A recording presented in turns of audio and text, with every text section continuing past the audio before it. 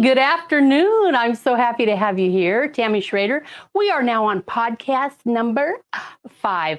I am so excited because tonight we're going to talk about games and industry and how those two get married and how industry works with games. We are coming to you from Level Up Education Consulting. So very excited to be here. And here we go. So here's what's going to happen tonight. My producer is going to pull up a picture, and I'm going to talk about how industry and games work together in those industries. And these are just a few that we picked. I can assure you this is not a full list. So, Yanni, what's the first one we have? Okay, we're going to talk about the military. The military has been using game-based education forever. Right? They use it in practicing with weapons. They use it in practicing with accuracy. Okay, so the military also uses games when they want to teach about strategy.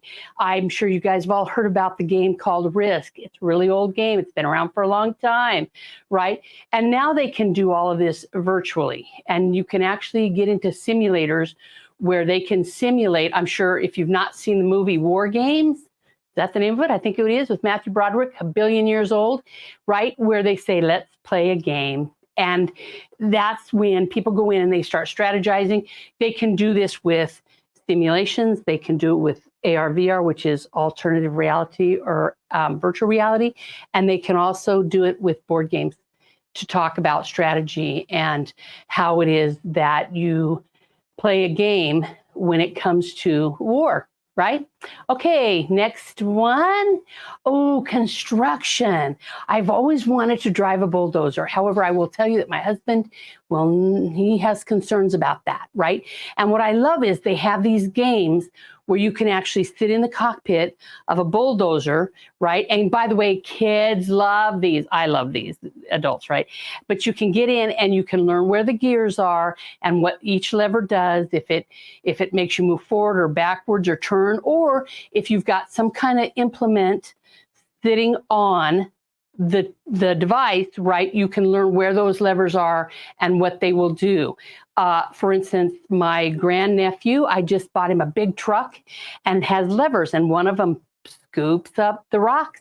The other one puts the rocks back into the holder in the back, the dump truck part. And then there's a lever that will actually release all the rocks by pulling up, and then they dump all over so you can move them anywhere. And it's all remote control. Fabulous way to learn, right? Fabulous way, especially since my husband doesn't want me to practice in a bulldozer. Thanks, Johnny. The next one, pharmacy school. So we have a school out here. WSU has a pharmacy school, and I love it because when I visited, they were using simulations for students, right, to prescribe and give a diagnosis to patients. And it was really fabulous because they can use this with no obviously harm to a patient, right? So they can actually practice what they're seeing and what they're diagnosing and the kind of medication they would give them. And medical schools, by the way, use it all the time. Our med schools use simulations in order for doctors in training, nurses in training, to look at patients, what information they need, get information, that kind of thing. Fabulous. Okay. Ooh, I love this old game. It's called Pan Am. And I think the reason I'm attached to the game called Pan Am is because my father actually used to work there a long, long time ago in a faraway land.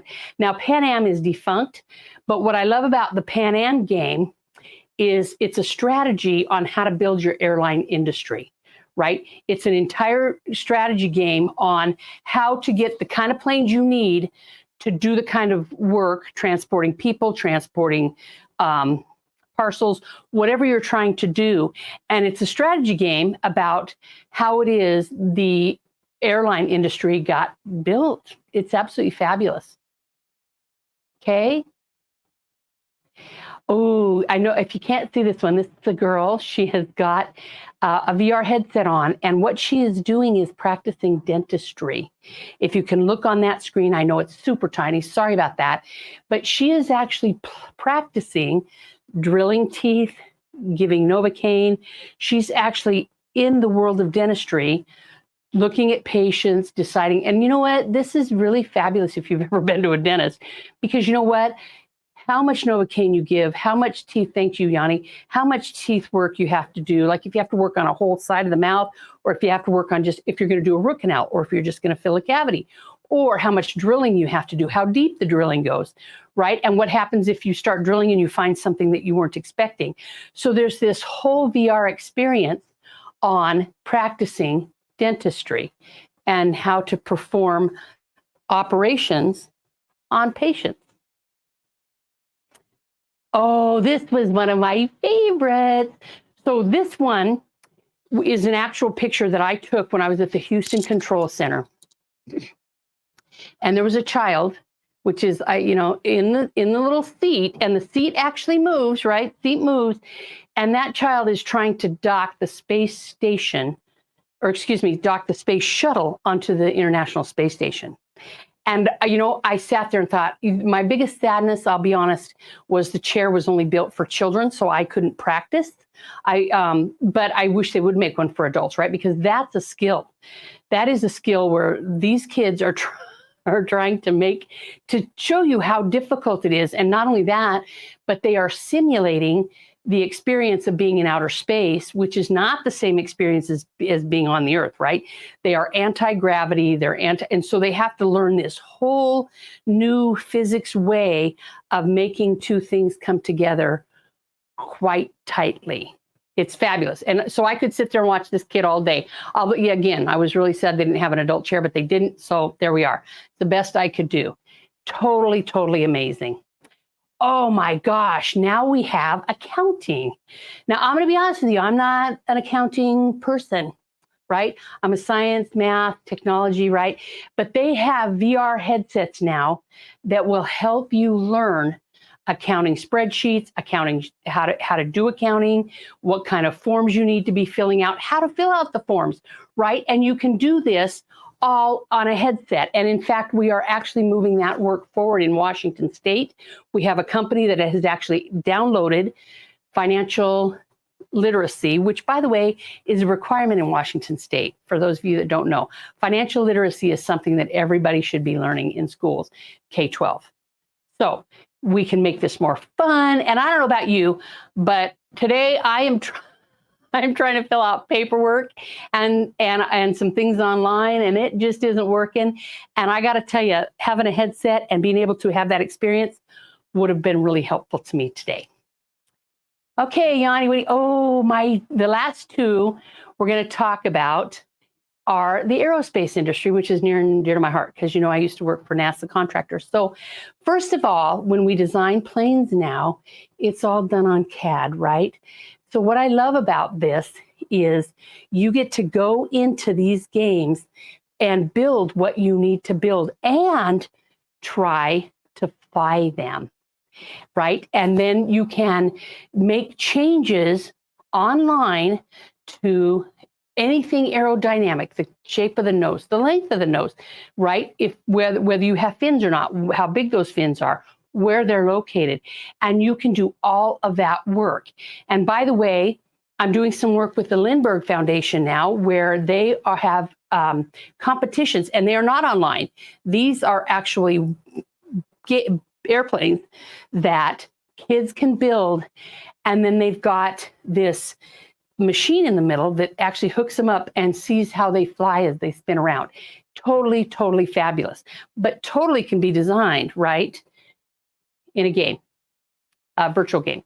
And then when we talk about airports, and in fact, I was just talking to our producer about this today, simply because he just got back from Europe, and we were talking about how airlines work and their flight patterns and how they know all over the world. When you think about all the flights that take off, all the time they're in space, right? You think about where they're landing, how they land them, the size of the plane, the gate they have to go to, getting everybody on board. Sorry, I'm laughing because, anyway, getting people on board. And we talk about airline or like airport design. I don't know how many airports you've ever visited, but I can tell you that I've visited quite a few all over the world, and I'm going to tell you, there are some I look around and think, who designed this who designed this airport? Because there is one airport, and I don't want to be negative, so I'm not going to tell you where it is. But there's like Terminal A, Terminal B, and Terminal C, and every person that comes through there, if they don't have a connection on the same gate, they have to go to the middle of the airport, get on a tram, and get to a different terminal. And I thought, this is like, how did they do this? Because now you've got thousands and thousands of people all convening in one spot to move around an airport. Anyway, so what games do for industry? They can help strategize. They can help the building. They can help the movement. They can help teach you things like patient diagnosis. They help you do things like how lift works on an airplane. They can teach you things like finances, even how the stock market works, or how to move through your life with any kind of skill, right? Does it replace the actual experience? No, there are too many variables, too much. Like, I was on a VR experience learning how to ride a bike. And while that is not exactly the same, it's not exactly the same thing. There are things about balance that I have to learn by feeling that. I will tell you, when I got on, the concept of bike riding, even though I've known how to ride a bike since I was about 7, the concept of riding a bike, all of them are there. You're going to have to push off. You're going to have to sit on the seat. Here's how you steer. Here's the brakes. Here's what you need to do. So what they've done is they've taken games so that you can have experiences. And what happens during those experiences, you can either learn technique, or you learn, okay, you know what? The faster I pedal, the faster I go. Oh, you better watch out for bumps in the road. What I love is when I learned to drive my motorcycle, same thing. I was on a simulation about how do you move over if there's a log in the middle of the street, right? And here's the thing, depends on the size of the log, and like they taught you how to go at an angle so that you didn't hit it straight. I mean, all these kinds of things that stuck with me when I actually got on to the motorcycle and was driving from point A to point B. Okay, so to sum up today, industry has been using games forever. Education, a little bit behind that curve, but the more that education and industry combine their efforts and start working together so that we can build skills for students, the more that games are going to be playing a role in that. Okay, that's what I have for you today. Thank you very much. The next time we talk, we will be talking about a specific way to start an esports program, like ways that you can go about starting the program, maintaining it, things you should think about. So, okay, Tammy Schrader saying, I hope you have an excellent, excellent evening. Thank you.